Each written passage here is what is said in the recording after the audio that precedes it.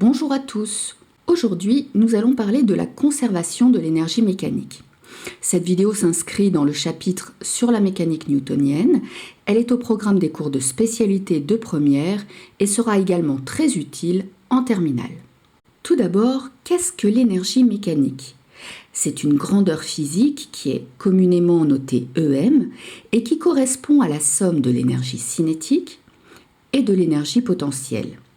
On verra au lycée que l'énergie potentielle de pesanteur et donc il faudra mémoriser que EM égale EC plus EPP. Rappelons ce qu'est l'énergie cinétique. Elle est définie par son expression EC égale 1/2 de mv carré, où m est la masse du système et v sa vitesse. De fait, l'énergie cinétique ne concerne que les systèmes possédant une masse non nulle.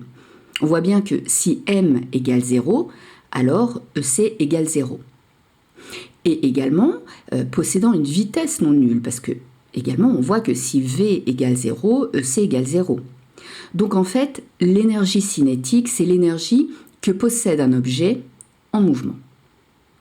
Une petite remarque quand même, cette expression ne concerne que les systèmes en translation. Si le système subit une rotation, l'expression devient un petit peu plus complexe et elle n'est pas au programme au lycée. Donc vous verrez ça plus tard si vous continuez la physique. Qu'en est-il maintenant de l'énergie potentielle ? Eh bien, l'énergie potentielle, par définition, c'est l'énergie disponible susceptible d'être transférée lors d'un changement de position. Cette année, nous ne verrons que le changement d'altitude et donc la seule énergie potentielle que nous exploiterons sera l'énergie potentielle de pesanteur qui est notée EPP. Elle est définie par son expression EPP égale mgz, où m, c'est toujours la masse du système et z, c'est son altitude.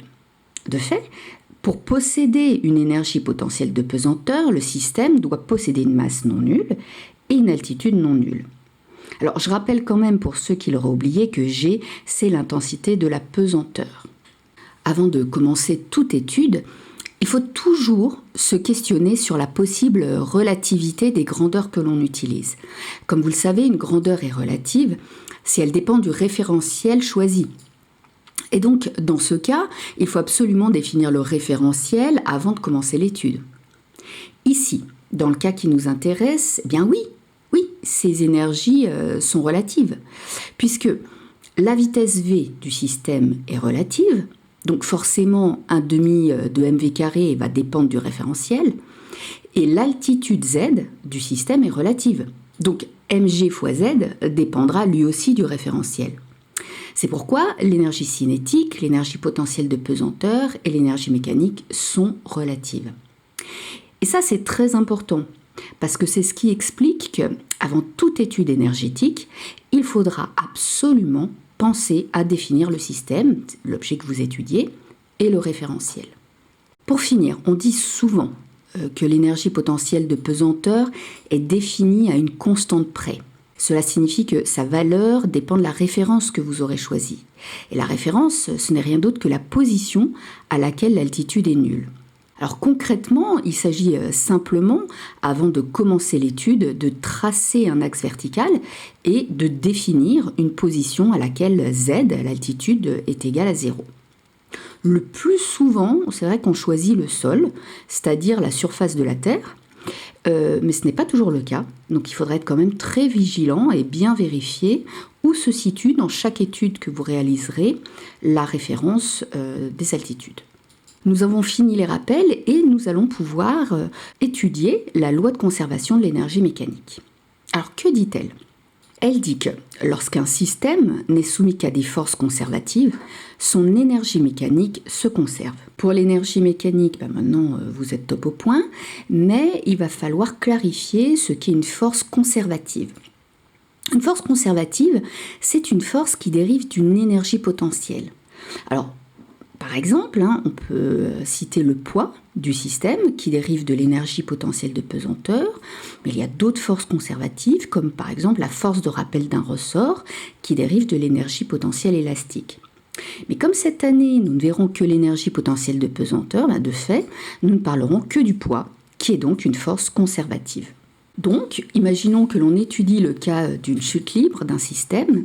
Comme par définition, lors d'une chute libre, le système n'est soumis qu'à son poids, alors on pourra appliquer la loi de conservation de l'énergie mécanique et dire que l'énergie mécanique de ce système se conserve. Alors concrètement, qu'est-ce que l'on fera ? En TP, on va tracer l'énergie potentielle de pesanteur en fonction du temps. On va tracer également l'énergie cinétique en fonction du temps. On verra que ces deux énergies évoluent et qu'il y a transfert d'énergie cinétique en énergie potentielle de pesanteur et également transfert d'énergie potentielle de pesanteur en énergie cinétique, mais que leur somme, qui correspond donc à l'énergie mécanique, reste constante et donc on obtiendra pour l'énergie mécanique une droite horizontale. Alors bien sûr, dans certains cas, la loi de conservation de l'énergie mécanique ne peut pas s'appliquer. Et c'est notamment le cas lorsque le système est soumis à des forces de frottement.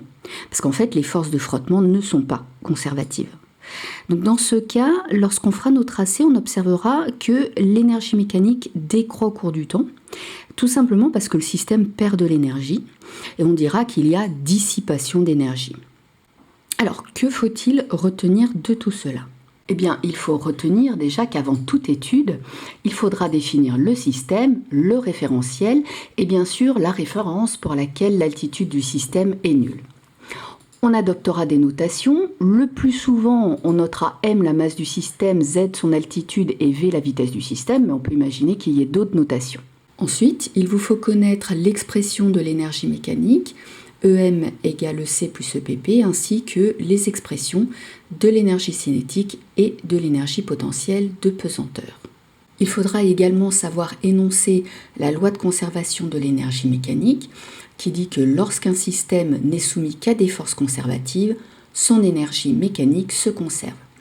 Il faudra savoir l'appliquer, notamment dans le cas d'une chute libre, et savoir également que si le système est soumis à une force non conservative, mais que le travail de celle-ci est nul, on peut appliquer la loi de conservation de l'énergie mécanique. Lorsqu'il n'y a pas conservation de l'énergie mécanique, il faudra savoir l'expliquer par la présence des forces de frottement, qui sont des forces dissipatives, et donc qui provoquent une dissipation d'énergie. En pratique, on va, à partir de l'étude d'une situation initiale d'un système, essayer de prévoir sa situation finale grâce à l'application de la loi de conservation de l'énergie mécanique. On pourra, par exemple, déterminer la vitesse finale d'un projectile ou l'altitude atteinte au sommet de sa trajectoire. Si l'énergie mécanique se conserve, on dira simplement que l'énergie mécanique initiale est égale à l'énergie mécanique finale, et grâce aux expressions de l'énergie cinétique et l'énergie potentielle dans ces deux situations, on répondra à la question posée. Et puis, sinon, si l'énergie mécanique ne se conserve pas, eh bien, il faudra rajouter la valeur de l'énergie dissipée pour la situation finale. Et voilà, vous savez tout ce qu'il faut savoir sur la conservation de l'énergie mécanique. Pour bien maîtriser ce sujet, il faut maintenant faire des exercices.